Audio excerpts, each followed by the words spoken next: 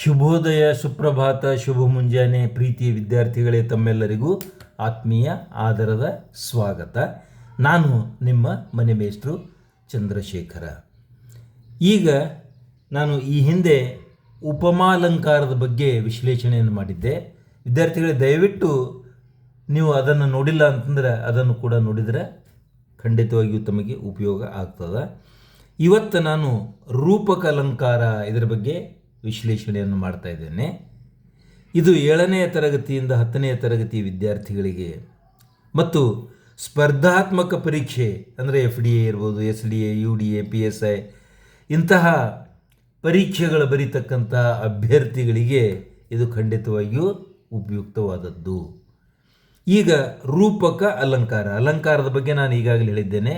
ಅಲಂಕಾರ ಅಂತಂದರೆ ಸಾಹಿತ್ಯಕ್ಕೆ ಮಾಡ್ತಕ್ಕಂಥ ಶೃಂಗಾರವೇ ಸಾಹಿತ್ಯದಲ್ಲಿ ಬರ್ತಕ್ಕಂತಹ ಅಲಂಕಾರ ಅಂಥೇಳಿ ನಾವು ಹೇಳಬಹುದು. ಹೇಗೆ ಮಹಿಳೆಯರು ಶೃಂಗಾರ ಮಾಡ್ಕೊಳ್ತಾರಲ್ಲ, ಹಾಗೆ ಸಾಹಿತ್ಯಕ್ಕೂ ಕೂಡ ಶೃಂಗಾರ ಮಾಡ್ತಕ್ಕಂಥ ಒಂದು ರೂಢಿ ಇದೆ, ಕವಿಗಳು ಮಾಡ್ತಾರೆ. ಆ ಶೃಂಗಾರವೇ ಏನಂತಂದ್ರೆ ಇಲ್ಲಿ ನಾವು ನೋಡಬೇಕಾಗಿದೆ. ಹೇಗೆ ಮಾಡಿದ್ದಾರೆ ರೂಪಕ ಅಲಂಕಾರದಲ್ಲಿ ಏನು ಮಾಡ್ತಾರೆ. ಮಾತನಾಡುವಾಗ ಒಮ್ಮೊಮ್ಮೆ ಹೀಗೂ ಹೇಳುವುದುಂಟು, ಕೆಲವೊಂದು ಸಲ ಹಿಂಗೂ ಹೇಳ್ತೇವೆ. ವಿದ್ವಾಂಸನಾದ ಆತನು ಸಾಕ್ಷಾತ್ ಸರಸ್ವತಿ. ನೋಡಿ, ವಾಕ್ಯ ಗಮನವಿಟ್ಟು ಕೇಳಿ. ಆ ಮನುಷ್ಯ ನಿಜವಾಗಿಯೂ ದೇವರು. ಈ ಶಾಲೆಗೆ ಆ ವಿದ್ಯಾರ್ಥಿ ಒಂದು ರತ್ನ. ನೋಡ್ರಿ, ಉಪಮಾಲಂಕಾರದಲ್ಲಿ ಏನಾಗ್ತದಂದ್ರೆ ಅಂತೆ ಅಂತೇಳಿ ಬರ್ತದೆ. ವಿದ್ವಾಂಸನು ಆತನು ಸಾಕ್ಷಾತ್ ಸರಸ್ವತಿಯ ಅಂತೆ, ಅಲ್ಲಿ ಅಂತೆ ಅಂತೇಳಿ ಬರ್ತದೆ. ಇಲ್ಲಿ ಭೇದನೇ ಇಲ್ಲ, ಅವನು ಸಾಕ್ಷಾತ್ ಸರಸ್ವತಿನೇ. ಅಭೇದ ಅಂತಾರೆ ಅದಕ್ಕೆ. ಆ ಮನುಷ್ಯ ನಿಜವಾಗಿಯೂ ದೇವರಂತೆ ಅಲ್ಲ, ದೇವರೇ.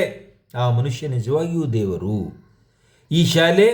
ಈ ಶಾಲೆಗೆ ಆ ವಿದ್ಯಾರ್ಥಿಯು ಒಂದು ರತ್ನವಿದ್ದಂತೆ ಅಂತಲ್ಲ, ರತ್ನನೇ. ಆತ ಒಂದು ರತ್ನ ಅಂತೇಳಿ ಇಲ್ಲಿ ಹೇಳಲಾಗ್ತಾ ಇದೆ.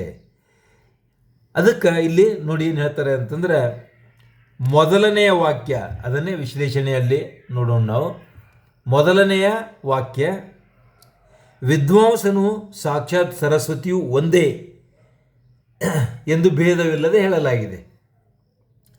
ಎರಡನೇ ವಾಕ್ಯದಲ್ಲಿ ಮನುಷ್ಯನು ದೇವರು ಒಂದೇ ಎಂದು ಅಭೇದವಾಗಿ ಇಲ್ಲಿ ಕೂಡ ಹೇಳಲಾಗಿದೆ.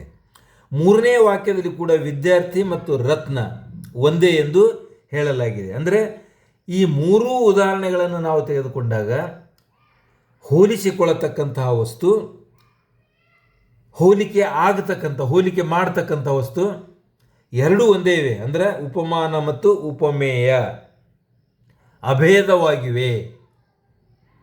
ಆದ್ದರಿಂದ ಇದಕ್ಕೆ ರೂಪಕ ಅಂದರೆ ಹೋಲಿಕೆ, ಸಾದೃಶ್ಯ ಅಂತ ಅರ್ಥ. ಅದಕ್ಕೆ ಇಲ್ಲಿ ನೋಡ್ರಿ ವಿವರಣೆ ಹೇಗೆ ಕೊಡ್ತಾ ಇದ್ದಾರೆ ಅಂತಂದರೆ, ಈ ಮೂರೂ ವಾಕ್ಯಗಳಲ್ಲಿ ಒಂದರಂತೆ ಇನ್ನೊಂದು ಇದೆ ಎಂದು ಹೇಳಿಲ್ಲ, ಅಂತೆ ಅಂತಕ್ಕಂಥದ್ದು ಬಂದಿಲ್ಲ. ಉಪಮಾನ ಉಪಮೇಯಗಳು ಎರಡೂ ಒಂದೇ ಎಂದು ಹೇಳುವುದೇ ರೂಪಕ ಅಲಂಕಾರ. ಇಲ್ಲಿ ಭೇದವಿಲ್ಲದೆ ಹೇಳುವುದರಿಂದ ಕೆಲವೊಂದು ಸಲ ಇದಕ್ಕೆ ಅಭೇದ ರೂಪಕ ಅಲಂಕಾರ ಅಂತ ಕೂಡ ಹೇಳ್ತಾರೆ. ನೀವು ಅಭೇದ ರೂಪಕ ಅಲಂಕಾರ ಅಂತಲೇ ಹೇಳಬೇಕಂತ ಏನಿಲ್ಲ, ರೂಪಕ ಅಲಂಕಾರ ಅಂತ ಪರೀಕ್ಷೆ ಒಳಗೆ ಹೇಳಿದ್ರೂ ಸಾಕು. ಇದಕ್ಕೆ ಹೇಳುವಂಥ ರೂಢಿ ಅಭೇದ ರೂಪಕ ಅಲಂಕಾರ ಅಂತೇಳಿ ಹೇಳುವಂಥ ರೂಢಿ. ಪರೀಕ್ಷೆ ಒಳಗೆ ಹೆಂಗೆ ಕೊಡ್ತಾರ ಅಂತಂದ್ರೆ, ಉದಾಹರಣೆ ಇಲ್ಲಿ ನಾವು ಪ್ರಶ್ನೆ ಹೆಂಗಿರ್ತದೆ ಅಂತಂದ್ರೆ, ಈ ಕೆಳಗಿನ ವಾಕ್ಯ ಅಥವಾ ಒಂದು ಕವಿತೆಯ ಕಾವ್ಯದ ತುಣುಕು ಏನಿದೆ ಅಲ್ಲ, ಇದನ್ನು ನೀವು ಓದಿ ಅಲ್ಲಿ ಬರ್ತಕ್ಕಂಥ ಅಲಂಕಾರವನ್ನು ಹೆಸರಿಸಿ ಸಮನ್ವಯಗೊಳಿಸಿರಿ ಅಂತೇಳಿ ಬರ್ತದೆ. ನೀವು ಅದನ್ನು ಓದಬೇಕು, ಅಲಂಕಾರವನ್ನು ಗುರುತಿಸಬೇಕು ಹಾಗೂ ಸಮನ್ವಯಗೊಳಿಸಬೇಕು. ಈಗ ಇಲ್ಲಿ ನೋಡ್ರಿ, ಉದಾಹರಣೆಗೆ ಇದು ನಡುಗನ್ನಡದಲ್ಲಿದೆ. ಪುರದ ಪುಣ್ಯಂ ಪುರುಷ ರೂಪಿಂದೆ ಹೋಗುತ್ತಿದೆ, ಹರಿಶ್ಚಂದ್ರ ಕಾವ್ಯದಲ್ಲಿ ಬರ್ತಾ ನೋಡ್ರಿ. ಪರಿಜನದ ಭಾಗ್ಯ ಒಡವಿಗೆ ನಡೆಯುತ್ತಿದೆ. ಅಳ್ಳರಿಯ ತಿಪ್ಪ ಎಮ್ಮ ಒಡಲ ಬೇಗೆಯ ಬೆಂಕೆಯುರಿ ನಿನ್ನನ್ನಿರಿಯದೆ ಪೇಳು ವಿಶ್ವಾಮಿತ್ರ. ಇದನ್ನು ಕೂಡ ನೀವು ಇಲ್ಲಿ ನೋಡ್ರಿ. ಅಳ್ಳರಿಯುತಿಪ್ಪ ಎಮ್ಮ ಒಡಲ ಬೇಗೆಯು, ಬೇಗೆಯ ಬೆಂಕಿಯ ಉರಿ, ನಿನ್ನನ್ನು ಇರಿಯದೆ ಪೇಳು ವಿಶ್ವಾಮಿತ್ರ.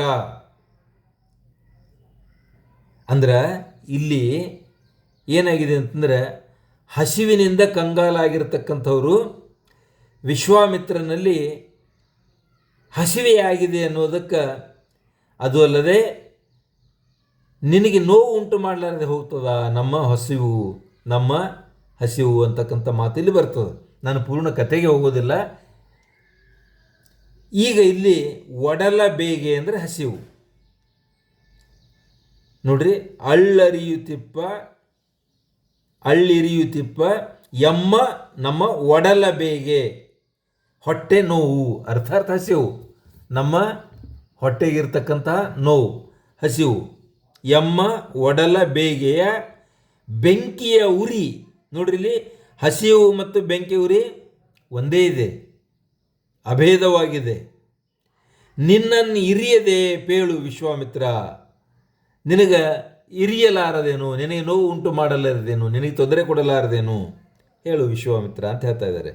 ಇಲ್ಲಿ ಉಪಮೇಯ ಒಡಲ ಬೇಗೆ, ಉಪಮಾನ ಬೆಂಕಿಯುರಿ, ಅಲಂಕಾರ ರೂಪಕಲಂಕಾರ. ಸಮನ್ವಯ ಅಂತಂದ್ರೆ ನೀವು ಹೆಂಗೆ ಕನ್ಕ್ಲೂಷನ್ಗೆ ಬಂದಿರಪ್ಪ ಇದು ರೂಪಕಲಂಕಾರ ಅಂತ ಯಾವ ರೀತಿಯಿಂದ ನೀವು ನಿರ್ಧಾರ ಮಾಡ್ತಾ ಇದ್ದೀರಿ ಅಂತ ಅನ್ನೋದಕ್ಕೆ ಸಮನ್ವಯ ಅಂತಾರೆ. ಸಮನ್ವಯಿಸಿರಿ ಅಥವಾ ಸಮನ್ವಯೀಕರಿಸಿರಿ ಅಂತ ಹೇಳ್ತಾರೆ. ಉಪಮೇಯವಾದ ಅಯೋಧ್ಯೆಯ ಪ್ರಜೆಗಳ ಒಡಲ ಬೇಗೆಯನ್ನು, ಅಂದ್ರೆ ಮತ್ತು ಒಂದು ಕತೆ ತುಣುಕು ಹೇಳಲೇಬೇಕಾಗ್ತದೆ ನಿಮಗೆ. ಪ್ರಜೆಗಳು ಕಾಡು ಪ್ರಾಣಿಗಳಿಂದ ಕಂಗಾಲಾಗಿ ಹೋಗಿದ್ದರು.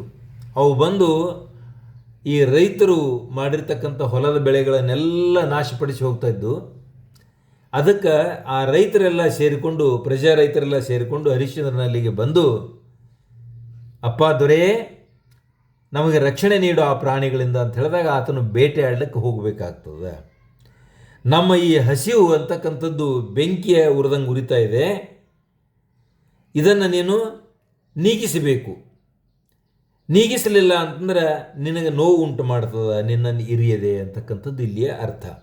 ಉಪಮೇಯ ಒಡಲ ಬೇಗೆ, ಉಪಮಾನ ಬೆಂಕಿಯುರಿ, ಅಲಂಕಾರ ರೂಪಕ ಅಲಂಕಾರ, ಸಮನ್ವಯ ಉಪಮೇಯವಾದ ಅಯೋಧ್ಯೆಯ ಪ್ರಜೆಗಳ ಒಡಲ ಬೇಗೆಯನ್ನು ಉಪಮಾನವಾದ ಬೆಂಕಿ ಉರಿಗೆ ಅಭೇದವಾಗಿ ರೂಪಿಸಿರುವುದರಿಂದ ಇದು ರೂಪಕಲಂಕಾರ ಆಗಿದೆ. ರೂಪಕ ಅಂದರೆ ಹೋಲಿಕೆ, ಮತ್ತೇನಿಲ್ಲ. ಇಲ್ಲಿ ಉಪಮಾ ಅಲಂಕಾರಕ್ಕೆ ರೂಪಕಲಂಕಾರಕ್ಕೆ ಒಂದೇ ವ್ಯತ್ಯಾಸ, ಅಲ್ಲಿ ಅಂತೆ ಅಂತಕ್ಕಂಥದ್ದು ಬರ್ತದೆ ಅಲ್ಲಿ ಉಪಮಾವಾಚಕವಾಗಿ. ಇಲ್ಲಿ ಆ ಕ್ರಿಯೆ ಇರುವುದಿಲ್ಲ, ಎರಡೂ ಒಂದೇ ಅಂಥೇಳಿ ಹೇಳ್ತಕ್ಕಂಥ ಪ್ರಕ್ರಿಯೆ ಇಲ್ಲಿ ಬರ್ತದೆ ಅಂತ ಹೇಳ್ತಾ ಇವತ್ತಿನ ವಿಡಿಯೋ ಪಾಠ ನಾನು ಮುಗಿಸ್ತಾ ಇದ್ದೇನೆ. ವಿದ್ಯಾರ್ಥಿಗಳೇ, ದಯವಿಟ್ಟು ನನ್ನ ಚಾನಲ್ ಸಬ್ಸ್ಕ್ರೈಬ್ ಮಾಡಿ ಅಂತ ಹೇಳ್ತಾ ನಿಮ್ಮಲ್ಲಿ ವಿನಂತಿಸಿಕೊಂಡು ನಾನು ಈ ವಿಡಿಯೋ ಪಾಠ ಮುಗಿಸ್ತಾ ಇದ್ದೇನೆ. ಶುಭವಾಗಲಿ. ಧನ್ಯವಾದಗಳು.